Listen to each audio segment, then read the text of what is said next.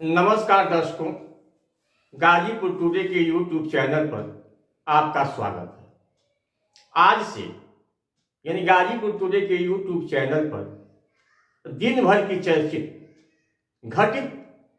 चर्चित घटनाओं का 5 वीडियो मैं अपने दर्शकों के लिए लगाऊंगा यूट्यूब चैनल पर।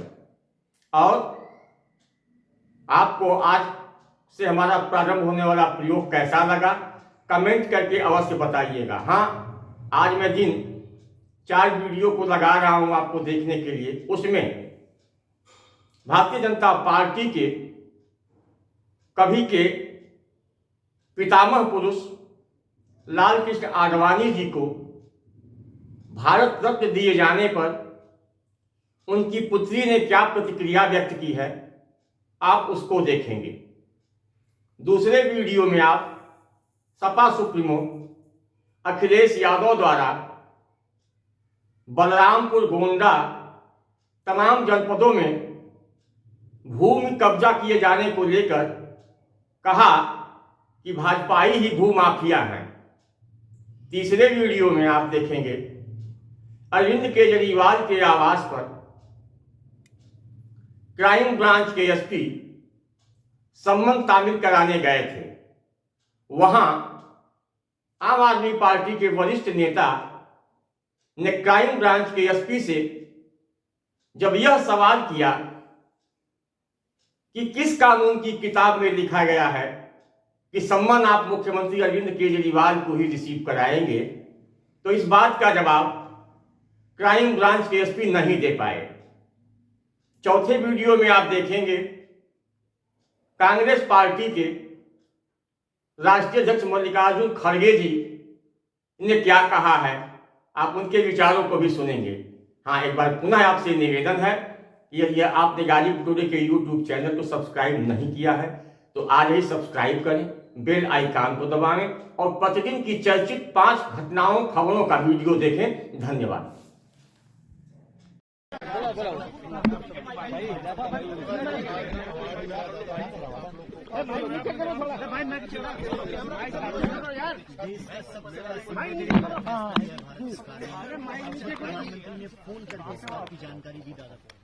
बहुत खुशी है मुझे भी, पूरे परिवार को, कि दादा को इतना बड़ा सम्मान, देश का सर्वोच्च सम्मान मिला है।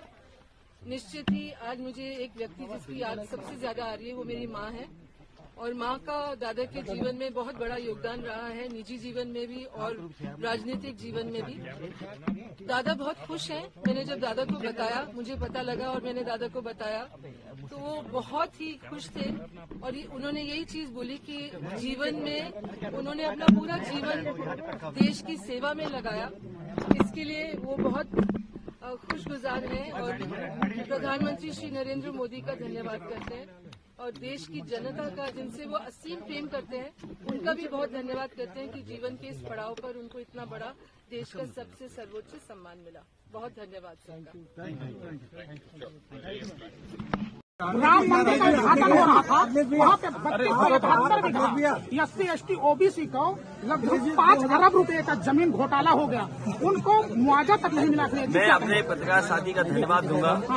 मैंने कई बार ये कहा कि अगर कोई पुण्य काम होने जा रहा हो, कोई बहुत बड़ा काम होने जा रहा हो और पीडीए के लोग दुखी हों, 90% आबादी वाले लोग दुखी हों, तो ऐसे पुण्य काम में उनको भी कम से कम भला होता।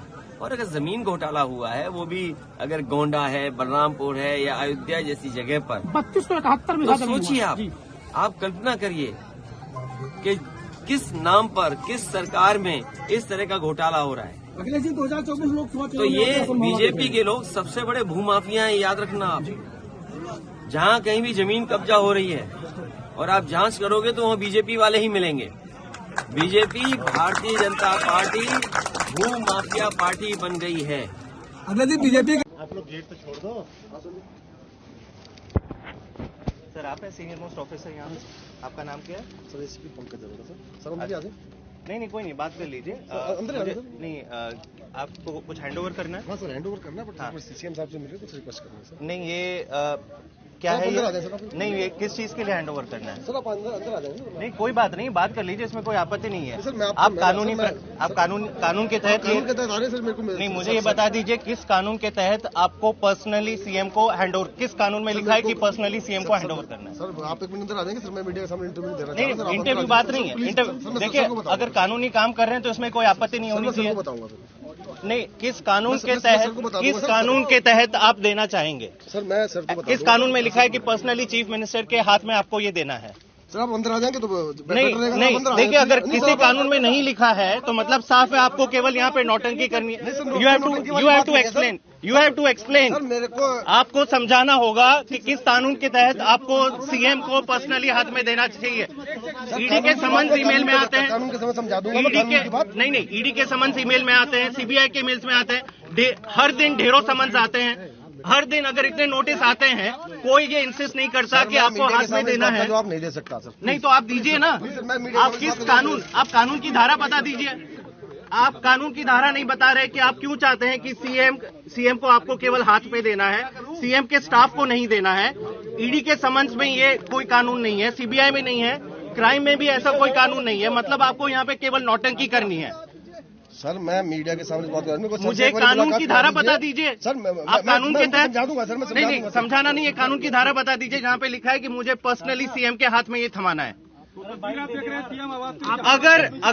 अगर आप कानून की धारा नहीं समझा सकते, मतलब साफ है यहाँ केवल नौटंकी हो रही है। और आप ये संदेश मोदी जी और अमित शाह जी को भी दे दीजिए कि देश चलाने में ध्यान दे। ये डेली नौटंकी कि किसी भी सीएम को ऐसे आप परेशान करोगे, किसी भी सीएम को अपना काम नहीं करने दोगे, ये करना बंद करें।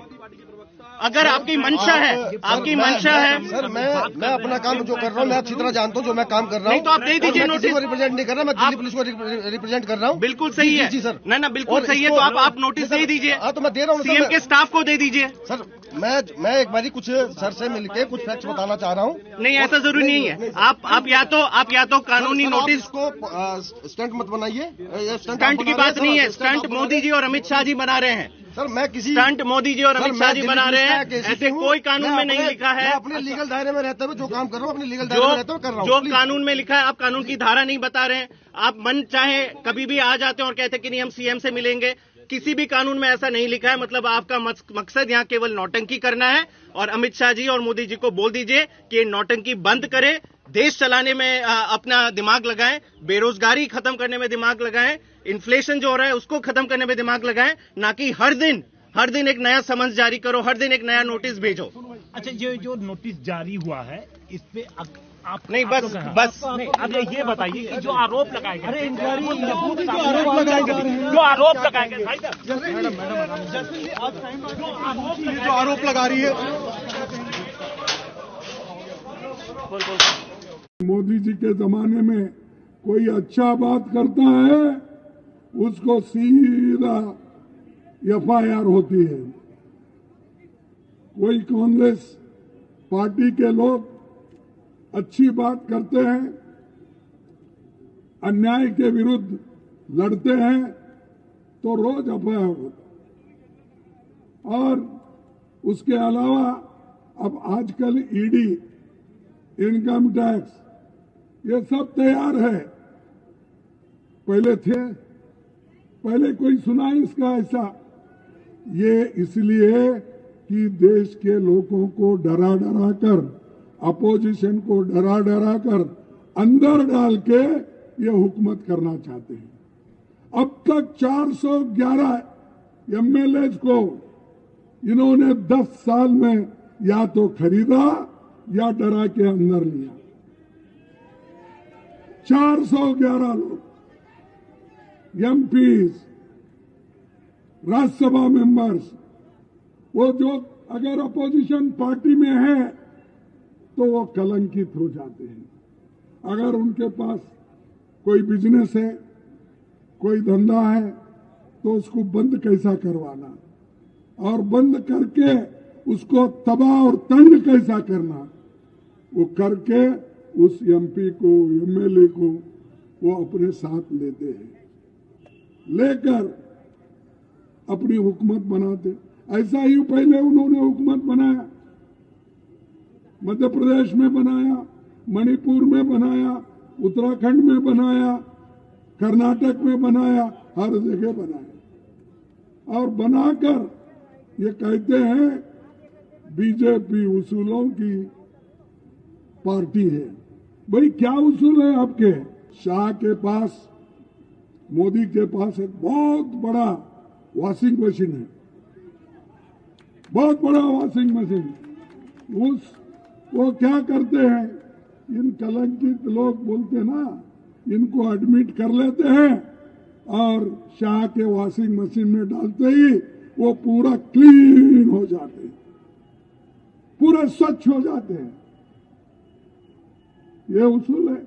अरे भाई तुम जाओ, जनता के पास जाके लड़ो, वो सब छोड़ के अपोजिशन को तोड़ना मोड़ना।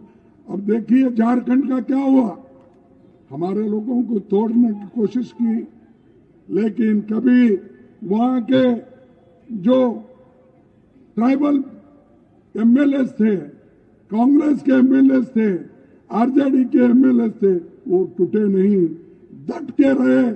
फिर से वहां पर हुकूमत हमारी सब मिल के आई, मिलजुल के आई। तो ये काम करने वाले लोग बिहार में भी यही काम हुआ, बिहार में यही हुआ। वहां पर मिली जुली सरकार थी, उसमें से उन्होंने एक चीफ मिनिस्टर को खींच लिया।